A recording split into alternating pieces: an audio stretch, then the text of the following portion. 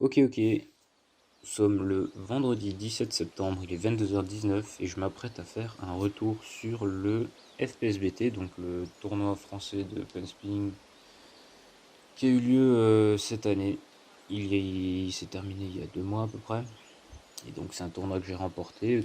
Donc bien joué à moi, champion de France. Enfin bref.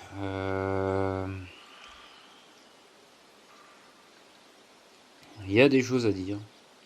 Il y a des choses à dire. Donc d'abord on va commencer par les remerciements. Donc on va remercier Tash, qui a priori est le grand organisateur du tournoi. Et les juges, et bon après les participants, et voilà.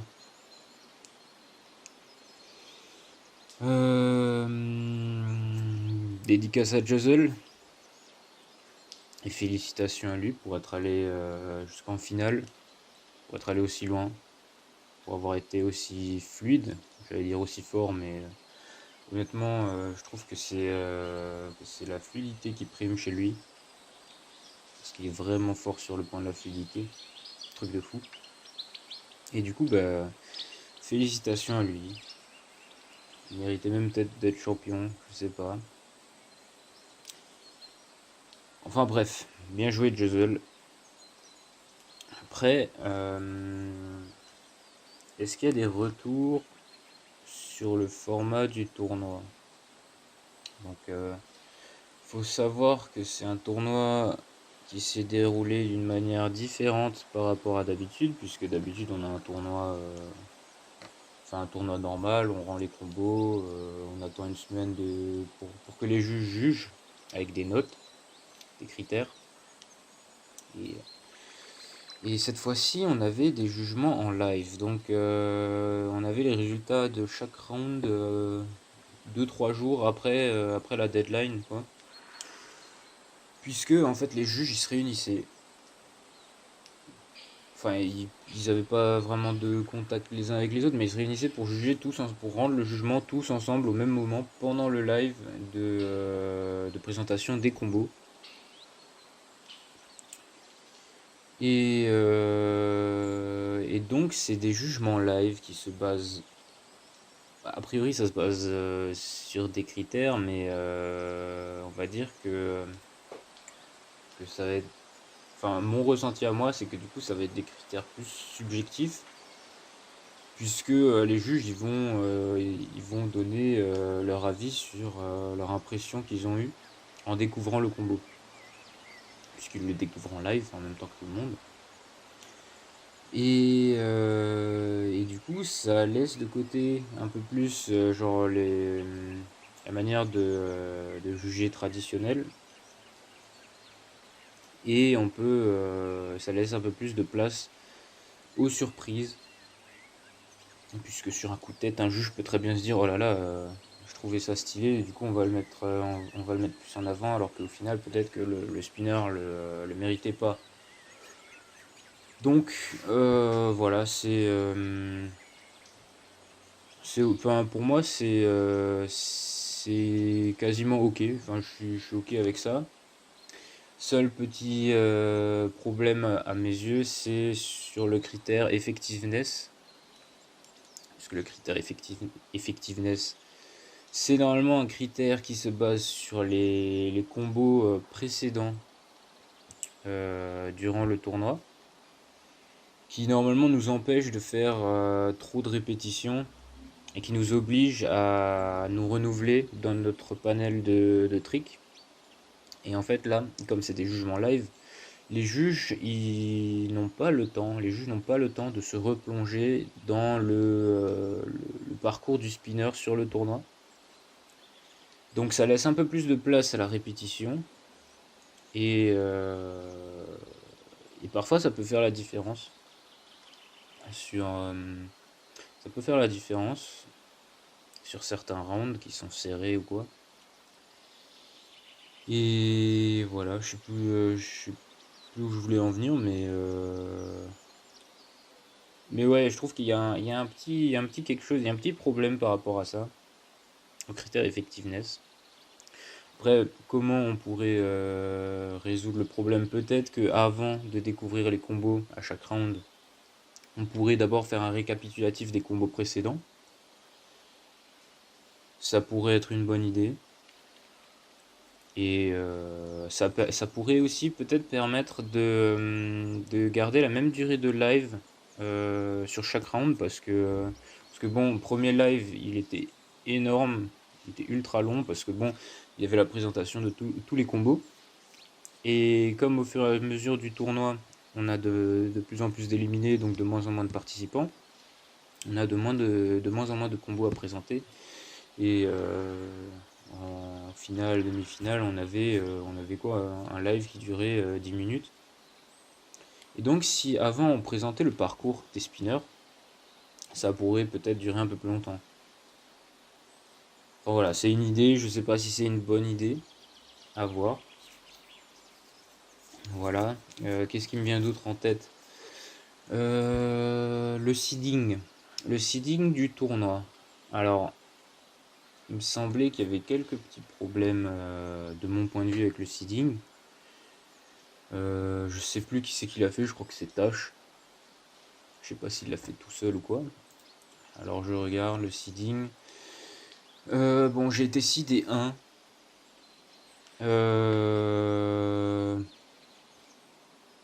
Certainement parce que bah, j'ai gagné le FPSBT d'avant, quoi, le tournoi français d'avant. C'est pour ça. Ensuite, seed 2, on a Taeko.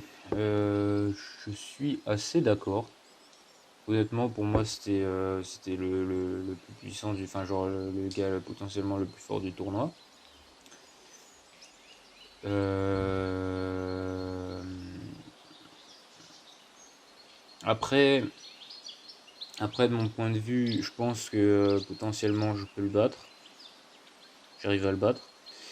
Du coup, pour l'instant, ça me paraît ok, le seeding sur les deux premiers. Et ensuite, 3, on a qui? On a qui? Seed et 3, on a Chus. Et là, pour moi, je trouve ça assez problématique. Parce que, bon, à mon avis, Tash, il a mis Chus en seed 3 parce que bon, champion World Cup. Mais bon, Chus et les tournois, ça fait pas très long feu. Genre, Chus, c'est plutôt un spinner collab. Et du coup, dans les collabs, normalement, on privilégie j'allais dire l'originalité. Oui, c'est vrai, mais surtout l'exécution. Et le problème, c'est que juste en fait, sur les collabs, bon après récemment, je sais pas, mais j'ai un souvenir de lui. Enfin, j'ai un a priori un souvenir, je sais pas comment appeler ça, mais j'ai une impression que sur ces combos de collab, ces combos genre de prédilection quoi, ouais, il y a un problème de rythme et un problème d'exécution. Donc déjà, si c'est ça son point fort, il y a un problème quelque part. Enfin, genre, quelque part, genre, ça se tire une balle dans le pied. Et après, niveau difficulté, on sait très bien que juste pour rentrer des combos compliqués, difficiles, il met du temps. Il met extrêmement de temps et ça, c'est pas bon en tournoi.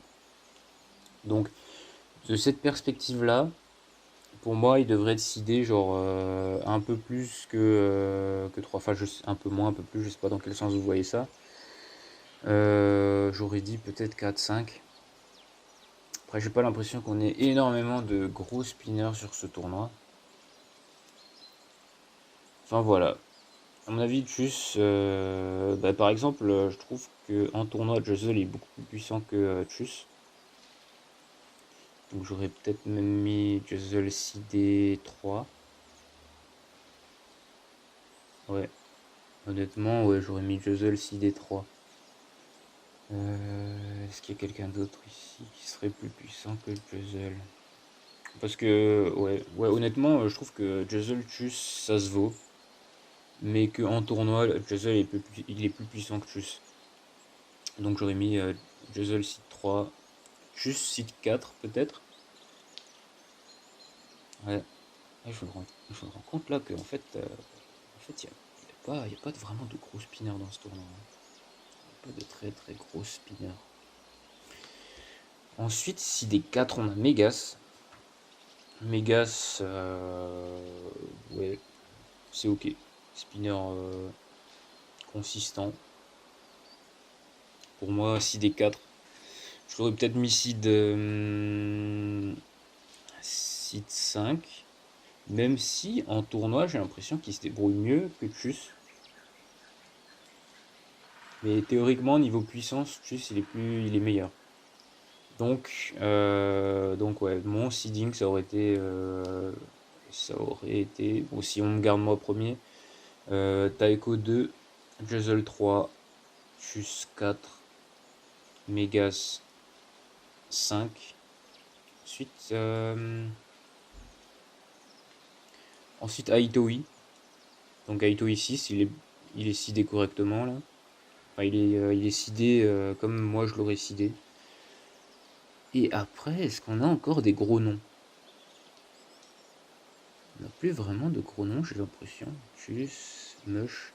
Mush, il est. Ouais, Mush, en vrai, Mush, c'est un peu un spinner oublié.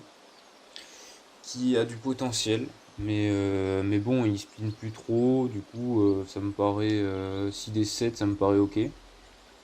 Je sais pas s'il pourrait être plus fort que Aitoi 2, mais ouais, comme il est pas actif, ok. Pour moi, c'est ok. Site 7. Ensuite, en 8, on a Joy. Joy, perso, je connaissais pas du tout avant ce tournoi. Du coup, je sais pas. Je sais pas. D'ailleurs, Suku, il est site 9. Et bah justement, moi, par rapport au début du tournoi, juste en voyant les noms, j'aurais dit Suku, bah Joy. Et c'est pas ce qui s'est passé. Du coup, a priori, bah, le seeding il est bien fait là. Joy 8, Suku 9. Après, en 10, on a 54. 54. Alors, 54, c'est un peu manichéen. Puisque d'un côté, niveau stall verticaux, il fait des trucs très forts.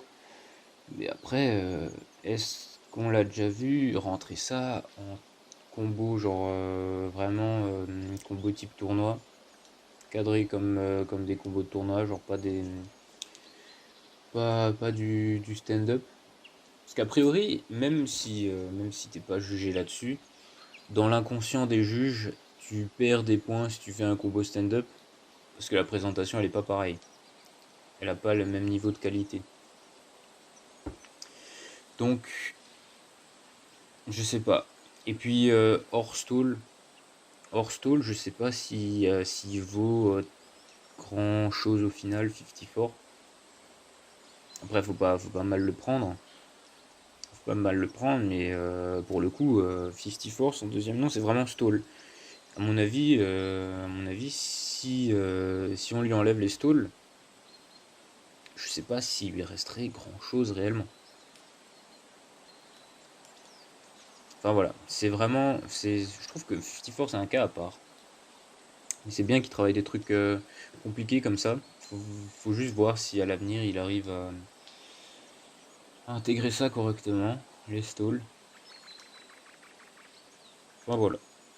Ensuite, si de 11, on a qui? Je regarde. On a Acharok, ça non plus, je connaissais pas avant. Apparemment, c'est un vieux. Et du coup, non, je connaissais pas.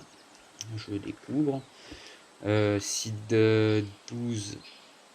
Seed 12, Nyx. Qui n'est pas le Nyx, le fameux Nyx qui a sorti Super 8 128. C'est un autre Nyx qui apparemment est encore plus vieux. Bah, je connaissais pas. je ne sais pas non plus. Après, on a Manurlu-Berlu. Alors, Manurlu-Berlu, est-ce que j'ai des retours sur ces combos? Je sais pas. J'ai rien qui me vient en tête. J'ai l'impression d'avoir jamais vu de combo de lui. Pourtant, je suis sûr que j'en ai vu. Mais du coup, non. J'ai rien retenu de lui, a priori. Donc, 13, pourquoi pas. 14, on a qui? En 14, on a Peau de Nouille. Bah, Peau de Nouille, avant ce tournoi, est-ce qu'on a vu beaucoup de combos de lui? Je sais pas. Je sais pas. Mais c'est vrai que je m'intéresse pas vraiment aux jeunes, aux plus jeunes ou aux nouveaux, ou aux renouveaux. Du coup, ouais. Après, j'ai un peu. 15, Iziki. Iziki, nouveau aussi. Enfin bon, voilà, à partir de maintenant, j'ai l'impression que c'est que des nouveaux. Et 16, Théo 4732.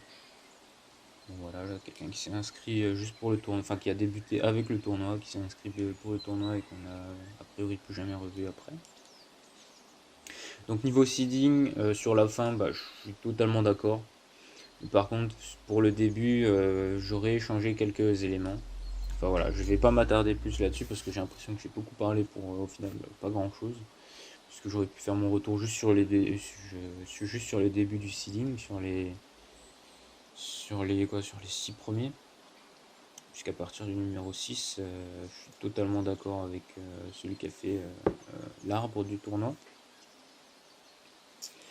Donc voilà, de quoi on pourrait parler? Bah,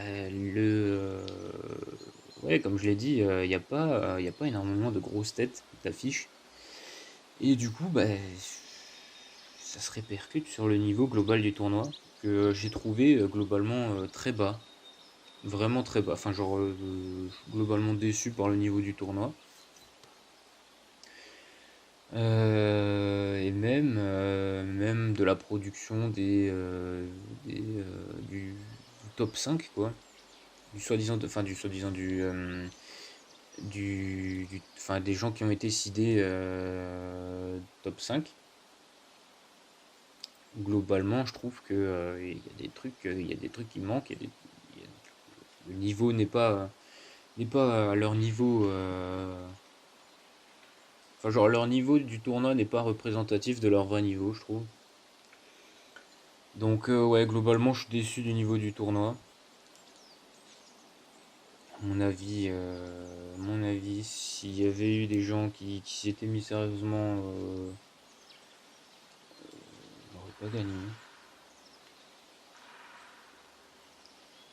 Donc ouais. Ouais, ouais. Ouais. Après, on a eu un autre problème. Enfin, je sais pas si les gens aient considéré que le niveau du tournoi était un problème, mais moi je considère que c'est un problème. On a eu le problème des non rendus, qui je trouve a complètement détruit le tournoi. Donc ça, c'est le fléau des temps modernes. Parce que déjà qu'on galère à avoir une bonne activité sur le forum, sur les tournois, si maintenant les gens ils se mettent à ne plus rendre, ça va pas le faire, hein. Dans le futur, ça va pas le faire. Faudrait au minimum rendre quelque chose, genre même si on n'a pas réussi à filmer son combo ou quoi, il faudrait se forcer à minimum rendre quelque chose, ou alors il faudrait mettre une règle qui dit que, je sais pas, si t'as fait un non rendu sur le tournoi précédent, t'as pas le droit de participer au prochain FPSBT ou quelque chose comme ça, ou même juste, par exemple, une règle qui dit que bah, si tu rends pas, t'es directement éliminé sans même passer par le loser bracket. Parce que comme ça incite en fait, même si t'es sûr que tu vas perdre, ça t'incite à rendre quand même quelque chose, un freestyle ou quoi. Comme ça, bah, ça anime un minimum le tournoi. Ça déçoit entre guillemets personne. Puis, puis voilà. Donc moi je trouve que, enfin je sais pas, j'y pense comme ça, mais je trouve que au final, ça a l'air d'être une bonne idée.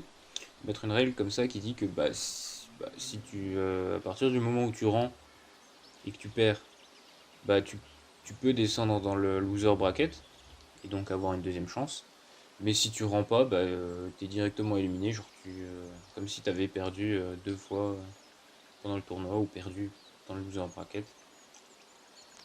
Donc je sais pas ce que vous en pensez, enfin ce que les gens en pensent, ce que les gens qui m'écoutent actuellement en pensent. Ce serait cool d'avoir des retours. Et ouais, là on a surtout eu des non rendus sur les phases à peu près finales et c'est ça qui détruit encore plus le tournoi. Et ça c'est triste, c'est très triste. Voilà, voilà. Quoi d'autre à dire? Je regarde depuis combien de temps je parle. Ça fait 20 minutes que je parle. Donc pour l'instant, je trouve que c'est correct comme temps. Euh, donc peut-être qu'on pourrait parler un peu de psychologie spinistique, enfin de comment moi j'ai abordé le tournoi. Parce que au début, j'étais pas super chaud pour participer. Déjà de base, j'étais pas chaud pour participer au World Tournament pour des raisons de préparation au tournoi et de concours. Puisque oui, j'étais en prépa, j'avais les concours qui arrivaient, donc pour moi déjà c'était un peu de la folie de commencer de participer à ce tournoi, enfin de m'inscrire à ce tournoi. Et effectivement, niveau organisation, je trouve que enfin, ça a été un peu chaud. Puisque bon, premier round de souvenir, je crois que je devais le rendre 2 semaines avant le début de mes concours écrits. Donc déjà c'était stressant à filmer parce que et surtout que j'ai mis du temps à le filmer, mine de rien, le round 1. C'était stressant puisque le temps que je prenais pour filmer, c'était théoriquement du temps en moins sur mes révisions, du temps en moins de travail pour les concours. En vrai, non, le round 1, je crois que c'était un mois avant. En tout cas, j'avais déjà les cours qui étaient arrêtés et les semaines de révision. Donc j'étais chez moi, quoi. Et j'avais normalement le temps dédié aux révisions pour les concours. Ensuite, le round 2. Non, en vrai, c'était peut-être 2 semaines avant. Je sais plus. Je crois que c'était 2 semaines, pas un mois. Et puis le round 2, en fait, c'était peut-être 3 semaines. Allez, on va dire que c'était 3 semaines. Et le round 2, du coup, un round 2, j'ai dû le filmer à l'avance. Et donc, je l'ai rendu à tâche, enfin l'organisateur, quoi, avant même de savoir les résultats du round 1, avant même de savoir qui j'allais affronter. Voilà. Donc il y a eu du stress de ce côté-là, parce que je prenais de nouveau du temps sur mes révisions, et puis je savais même pas si ça allait le faire, quoi, parce que normalement je fais mon combo, genre j'ai déjà des idées de tricks de base, comme ça un petit répertoire de tricks, de link, des idées. Mais en général, je fais mon combo en fonction de l'adversaire. Et là, c'était. Enfin voilà, psychologiquement, c'était assez bizarre, c'était assez compliqué. Et voilà, donc round 1, a priori, j'étais contre le 6D16. Enfin, le gars qui était 6D16. Donc Théo 4-7, 3-2. Je me faisais a priori pas trop de soucis sur cette battle là. Mais ensuite j'avais pas prévu que j'allais d'affronter Joy. Dans ma tête, je me disais c'est Supu que je devrais affronter, mais au final c'est pas lui que j'ai affronté. Donc voilà, déjà de ce point là c'était une surprise. Mais au final ça va. Au final j'ai quand même gagné la battle. Donc voilà. Donc voilà, je dis donc voilà, c'est tout ce que je sais dire. Bon, tant mieux. Tant mieux, mais voilà, c'était une petite surprise, je dirais, parce qu'au final, il a un petit niveau pas trop dégueu. Il est assez sympathique. Sympathique. Il essaie de jouer sur des petites surprises dans les combos, sur des petits trucs originaux, des petits mouvements de main originaux. Du coup, ouais, surtout, c'est une bonne tactique sur les jugements live, puisque c'est surtout des jugements sur des premières impressions. Donc j'aurais pu me faire avoir. J'aurais pu me faire avoir, mais bon, voilà. Je ne me suis pas fait eu, donc ça va. Ensuite, round 3. Round 3, je me suis dit, je prévois d'affronter qui? Il y a qui que j'aurais pu affronter? Megas ou Juzzle? Bah, pour moi, l'affrontement Juzzle-Megas, c'était Juzzle qui gagnait. Donc, oui, dans ma tête, je me suis dit, c'est Juzzle que j'affronte au R3. Enfin, ouais. Oui, au R3, c'est Juzzle que j'affronte. À ce moment-là, les concours écrits sont passés, je crois. Ou alors j'avais déjà une... Je sais plus, je crois qu'ils étaient déjà passés. Ou alors il me restait plus qu'une semaine pour filmer, je sais plus. Et, euh, et donc je crois que c'est la battle la plus serrée que j'ai fait du tournoi. Je sais plus pourquoi. Je crois parce que niveau exécution c'était pas ça. Niveau construction c'était bof. Construction de mon combo. Bon voilà, c'est le round où j'aurais pu me faire avoir. Même si au final je me suis fait avoir au round 4. Mais round 3, si je m'étais fait éliminer, je serais tombé comment? Contre... Attends, contre qui? Juzzle, il est tombé où? Il est tombé ici contre 54 et Truth. Ça aurait peut-être pu être compliqué. Puisque bon, 54, loser bracket. Loser bracket, normalement, c'est là où tu peux plus te permettre de garder des trucs pour toi parce que sinon tu te fais éliminer tout simplement. Donc normalement, 54, c'est là où théoriquement il est censé tout donner. Et s'il donne tout, a priori, il fait des stalls de l'espace et du coup ça aurait été compliqué. Et Tchus, je sais pas. Tchus, je sais pas parce qu'à ce stade-là du tournoi, ça fait beaucoup de FLTA reverse. Enfin voilà, ça a été un running gag, mais bon, au final, j'ai l'impression que enfin, l'impression que ça donne, c'est que de son côté, ça a pas été super pris au sérieux, genre, enfin le tournoi. J'ai plus l'impression que c'était des taunts par rapport aux juges pour leur faire chier quoi. Hop, un petit FLT reverse par là, mais je crois que même que au dernier truc, il commence pas par FLT reverse. Donc je dis des bêtises. Mais ouais, Tchus, je vais savoir pourquoi. C'est pas quelque chose qui me fait vraiment peur en tournant en tout cas. Surtout au round 4. Enfin voilà, il y a un passif de ouais, round 4. C'est pas ce qui lui réussit le mieux en tournoi. Ouais, ouais. Ouais, mais le mieux c'est quand même de gagner quoi, de pas passer dans le loser bracket parce que après tu dois fournir un round de matériel en plus.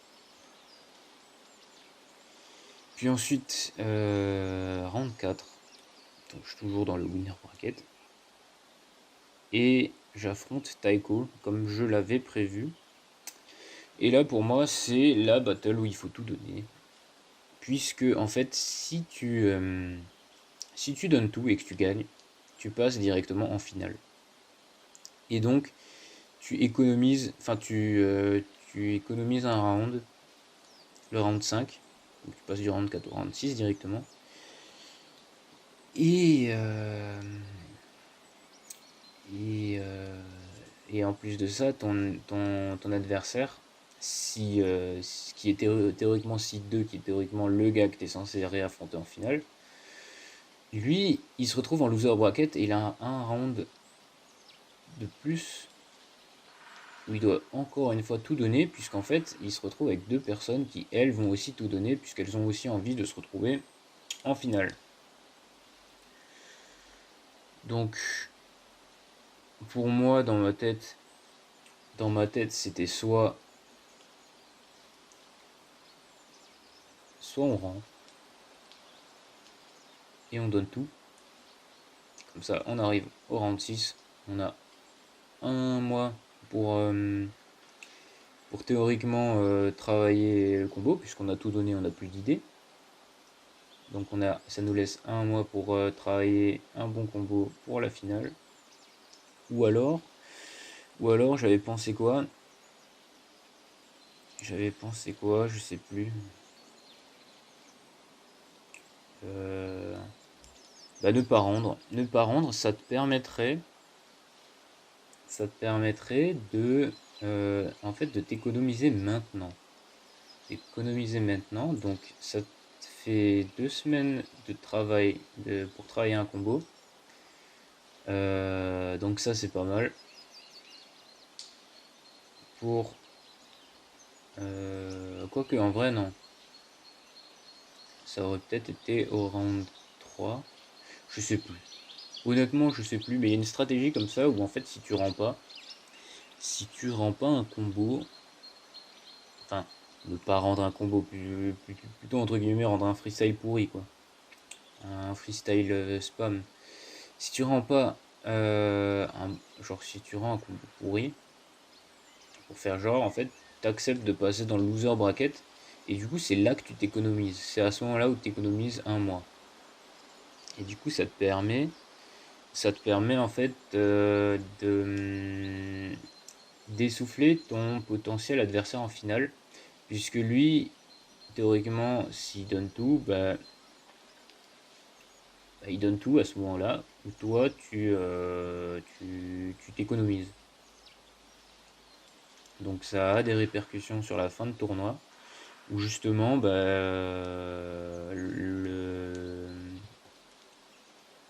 finaliste le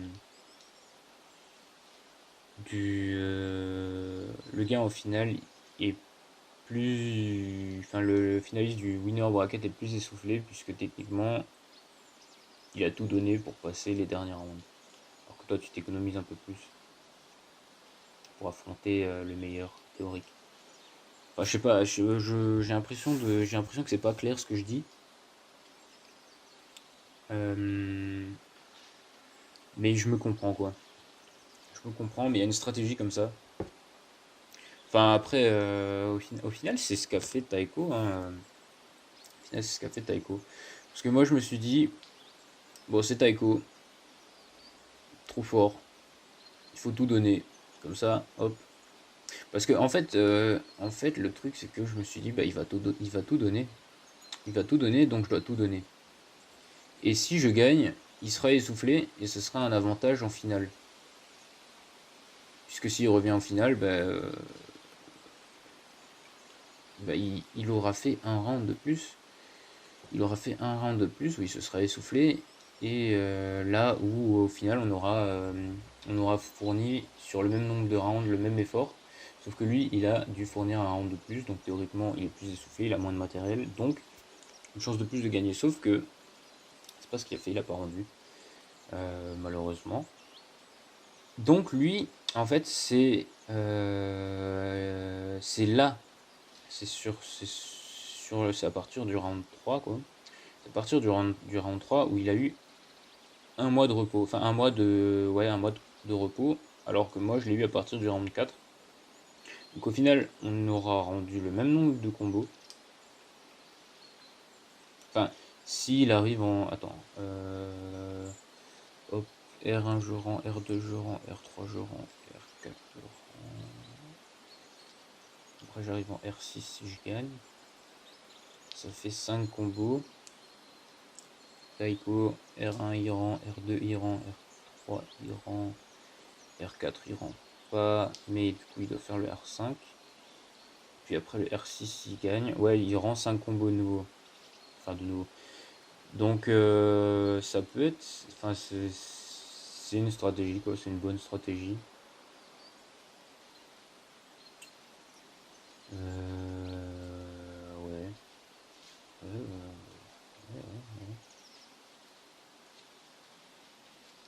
Bon après, je parle de stratégie parce que j'examine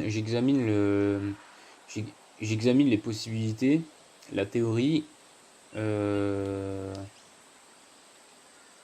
sur ce qui est le mieux pour gagner. Je sais qu'il y a eu des circonstances, enfin voilà, mais je l'analyse pas dans ce sens-là. J'analyse dans le sens où, ouais, qu'est-ce qui est le mieux à faire si on veut gagner vraiment à tout prix le tournoi.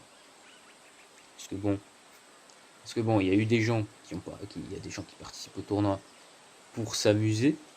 Moi, perso, les tournois, je participe pas pour m'amuser. Si j'ai le potentiel de gagner, je vais pas participer à un tournoi pour m'amuser. Si j'ai le potentiel de gagner, c'est pour gagner. C'est pour ça d'ailleurs que j'ai participé à la World Cup. C'est pour ça que du coup, j'ai dit à la team, ouais, pas de conneries, c'est pour gagner, les gars. Enfin voilà, j'ai l'impression que je prends du temps là pour rien dire. On a combien de temps de parole? 36 minutes. Donc ça fait presque 20 minutes que je parle quasiment dans le vide. Enfin, dans le vide pour rien. Mais ouais. Aussi, j'ai l'impression d'avoir du mal à développer ma pensée puisque j'ai pas envie de laisser des blancs en fait dans le vocal. Mais, euh, mais du coup, oui, la stratégie, ça a été une bonne stratégie de la part de Taiko, enfin, de ne pas rendre. De ne pas rendre. Puisque, en fait, il n'a pas rendu là où moi j'ai tout donné pour le combattre. Donc en gros, je pouvais pas réutiliser mon combo contre lui ou des trucs de mon combo contre lui parce que sinon ça serait très compliqué contre moi. Et lui, en fait, du coup, il garde théoriquement le matériel qu'il avait préparé pour m'affronter pour plus tard. Donc il pouvait très bien soit le réutiliser au tour suivant, soit le réutiliser en finale s'il arrive en finale. Bon, bah, malheureusement, il n'est pas arrivé en finale. Mais ça aurait été honnêtement une stratégie de fou furieux, vraiment de fou furieux. C'est pour ça il faut mettre une pénalité sur, enfin, il faut mettre une sanction sur les non rendus. Parce qu'en fait, c'est littéralement une faille dans le système où en fait en fait, t'es carrément récompensé. T'es carrément récompensé si tu perds en round 4 du winner bracket. Alors que normalement, tu devrais être récompensé si tu gagnes, puisque tu es censé avoir un mois de repos à partir de là. Sauf qu'en fait, si tu rends pas au round 4, en fait, t'as ton mois de repos tout de suite, puisque t'as eu tes 2 semaines pour travailler le combo, mais si tu sais que tu rends pas à l'avance, ben hop, ça te fait 2 semaines de repos, plus les 2 semaines jusqu'au round 5. Voilà, tu as ton mois de repos. Mais après, ça ne veut pas dire que tu utilises ton mois juste pour travailler le round 5. Tu peux utiliser que 2 semaines pour travailler le round 5. Et à partir de là, tu as 2 semaines avant le round 5, plus 2 semaines après, pour préparer ton combo pour la finale.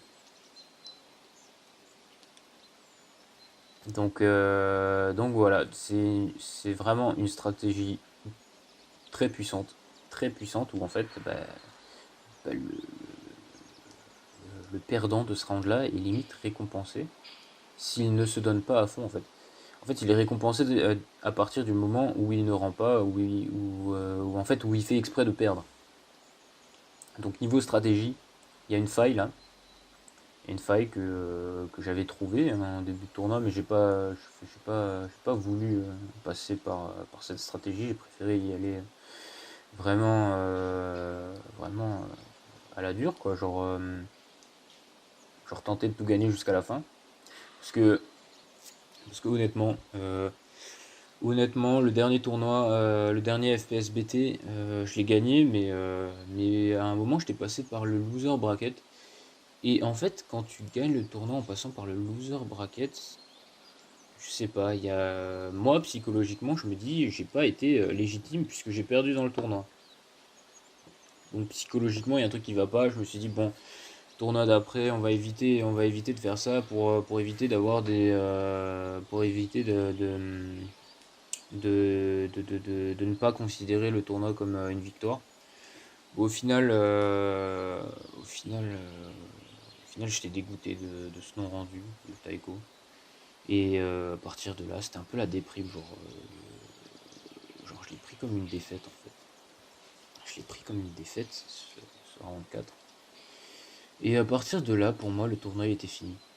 À partir de là, pour moi, le tournoi était fini. J'avais plus aucune volonté de rendre le round 6, de faire le round 6. Genre honnêtement, si j'allais affronter Taiko en finale, je pense même pas que j'aurais rendu un combo. Genre, j'aurais pas du tout eu envie de rendre un combo. Bon, au final, c'était Juzzle en finale, donc par respect pour lui, par respect, je me suis forcé à filmer. Par respect pour lui, je me suis forcé à filmer. Mais du coup, c'était pas un combo vraiment foufou quoi. C'était un combo genre le finish, je l'avais déjà en tête, mais c'était pas un finish dédié à ce moment-là quoi. Enfin genre, c'était pas forcément dédié pour la finale ou quoi, ou contre Juzzle, contre Taiko ou quoi. C'était genre une session de Power Trick que je travaillais depuis quelques temps comme ça pour le fun. Du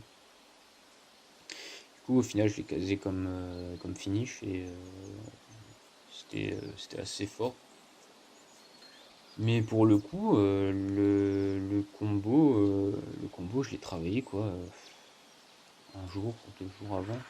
Je commençais à filmer 2 jours avant la deadline. Enfin, la veille quoi, de la veille de la deadline. Et le combo que je commençais à faire la veille de la deadline, il était pas fou à la caméra. Je crois que j'arrivais même pas à le rentrer. Du coup, matinée du jour même de la deadline, je me suis dit, bon, on change le break. On fait un truc plus simple. Et au final, je l'ai rentré le soir même. Et je l'ai rendu, et puis voilà, les résultats, ils sont arrivés 2 jours après. Tout s'est fait très vite en fait sur la fin. Mais ouais, grosso modo, je sais pas comment considérer ce tournoi, puisque pour moi, tout se finit au round 4. Tout se finit au round 4.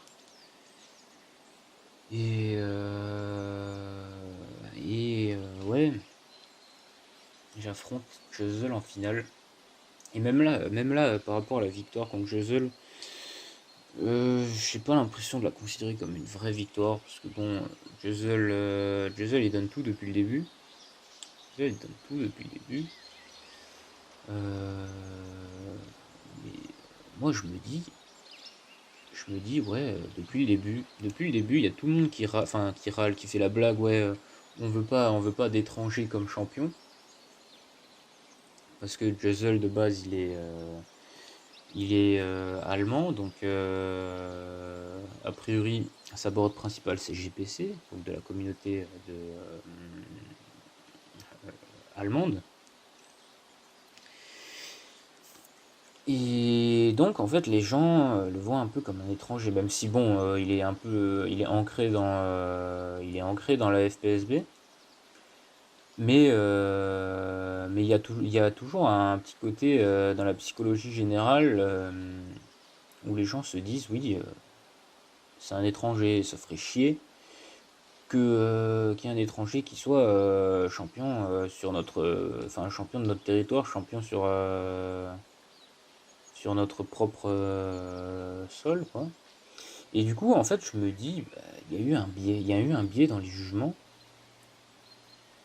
même inconsciemment, où les juges se sont dit, on ne peut pas faire gagner Juzzle. Enfin, c'est ce que je me dis. C'est ce que je me dis. Évidemment, les juges vont pas le dire, et même c'est sûr qu'ils ont essayé de juger le plus fair possible, le plus... comment on dit ça en français? Le plus équitablement possible. Mais je me dis quand même que inconsciemment, il y a un truc qui les a empêchés de mettre Juzzle gagnant. Enfin, un truc en rapport avec la nationalité. Du coup, ouais, je suis un peu dégoûté de ce tournoi parce que déjà, pour moi, tout s'arrête au round 4. Donc je me considère pas spécialement comme gagnant en fait, même si j'ai gagné en finale. Je me dis, cette victoire en finale, si ça se trouve, elle est biaisée parce que les gens ils se disent, ouais,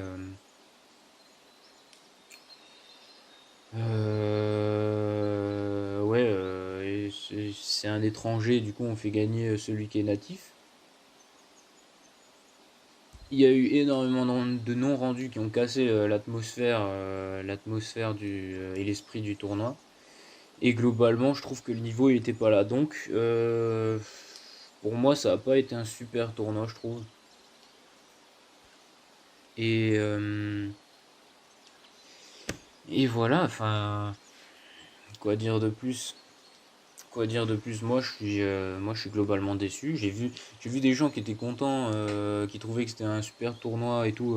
Pour moi, je le vois pas du tout comme ça. Pour moi, il y a des problèmes. Il y a des problèmes. Il y a des problèmes de niveau. Il y a des problèmes de présence. Parce que bon, il manque des têtes. Il manque des têtes.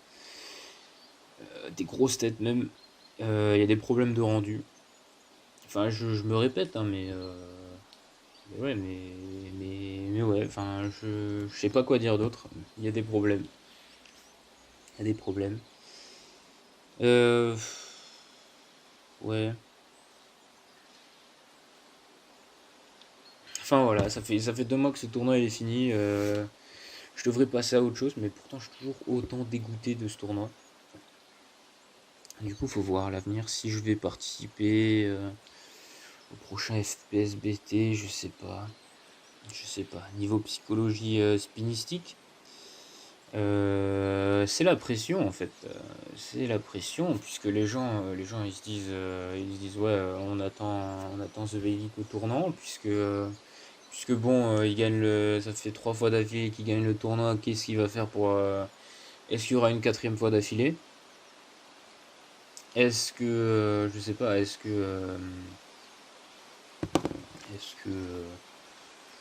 est-ce que je ne participerai pas et du coup ce sera quelqu'un d'autre? Est-ce que du coup les gens se diront ouais, c'est pas légitime parce qu'il a pas affronté le champion en titre? Je ne sais pas, je ne sais pas quoi en penser. Je ne sais pas quoi en penser. Après, je pense qu'il y a bien un moment où il faudra faire un sacrifice de FPSBT puisque bon, ça fait quoi? Ça fait deux World Tournament que je rate là. J'ai pas fait celui en 2019, j'ai pas fait celui en 2021. Ça serait peut-être cool de faire celui en 2023. Euh, Faut voir, je sais pas encore. Je sais pas encore. Mais ouais. Ouais. Honnêtement, si le niveau il est pareil, si le niveau il est pareil l'année prochaine, j'ai envie de dire, j'ai envie de m'avancer, je le gagne sans problème, hein, le tournoi. Il y a un gros problème de niveau. Honnêtement, je sais pas si les gens l'ont remarqué, mais à mes yeux, il y a un gros problème de niveau sur le tournoi. Donc, les gens, si j'ai des conseils à vous donner, travaillez vos combos à l'avance. Travaillez vos combos à l'avance. Bon, je vous dis pas de le travailler des mois à l'avance, mais de les travailler pas au dernier moment. Puisque si j'ai bien compris, il y en a deux trois qui, euh, qui ont pas rendu justement parce qu'ils n'ont pas assez travaillé leur combo ou parce qu'ils le travaillaient au dernier moment.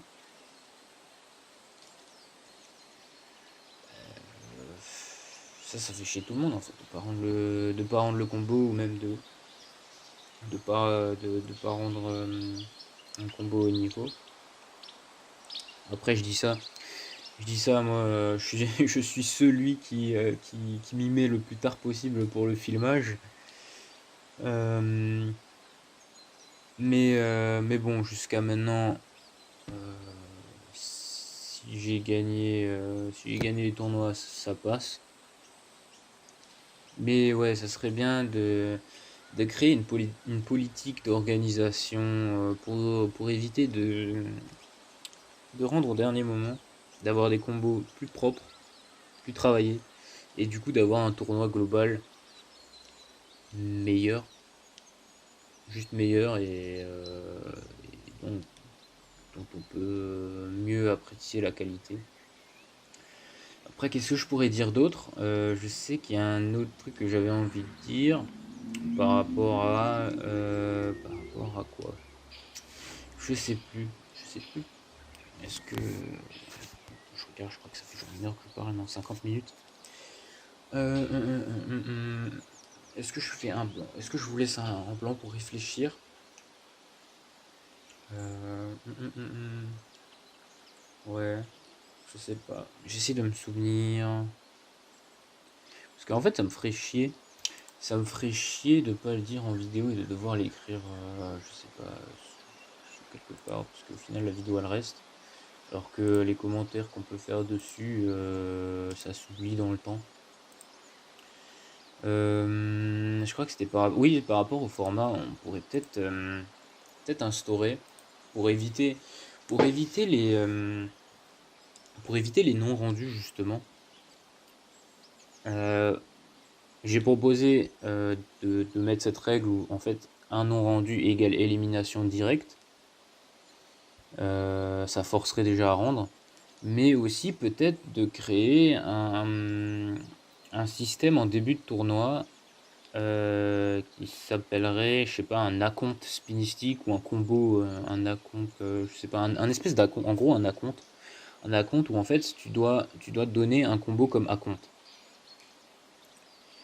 Ce combo, il est pas dévoilé, c'est l'organisateur qui le garde pour lui. Et si jamais il y a un problème ou quoi, ou si jamais tu es amené à ne pas rendre, bah, l'organisateur, hop, il regarde dans les acomptes, il sort l'acompte de celui qui n'a pas rendu, et comme ça, ça permet quelque part d'avoir un rendu en fait. En gros, en gros, il dévoile le combo acompte comme le combo du round. Ça pourrait être un concept à voir si ça vous intéresse, enfin si vous trouvez que c'est une idée intéressante. J'avais pensé à ça parce que bon, j'ai beaucoup réfléchi, enfin j'ai beaucoup cogité à cause de tout ça, de ces histoires de non rendus. Enfin voilà, le sel est présent, le dégoût est présent. Et du coup, oui, faudrait peut-être faire des débats sur des règles à instaurer par rapport à ces histoires de non-rendu ou sur des histoires de...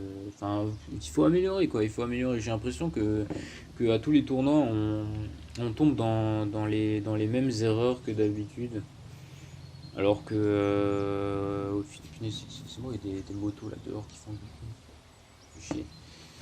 J'ai l'impression qu'en fait on fait les mêmes erreurs à tous les tournois et à tous les tournois on se dit ah il faudra changer ça pour la fois d'après et au final la fois d'après c'est quelqu'un d'autre qui organise et du coup bah il y a rien qui change.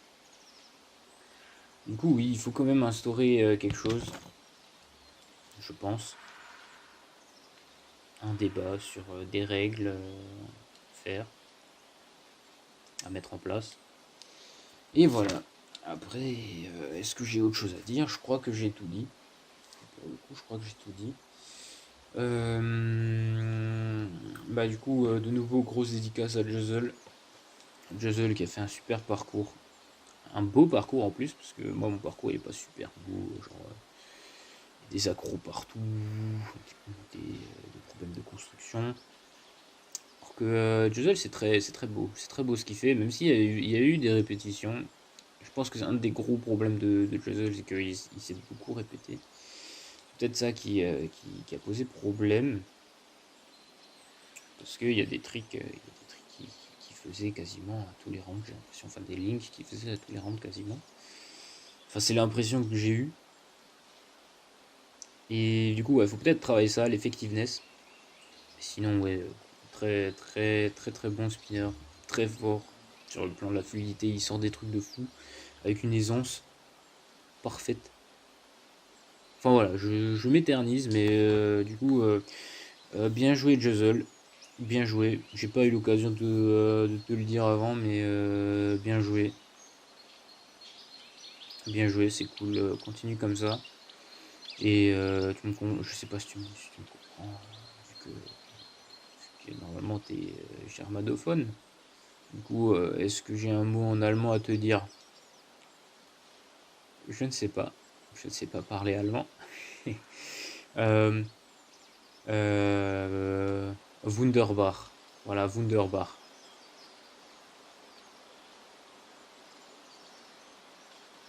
Voilà. Au revoir les gens. À la prochaine.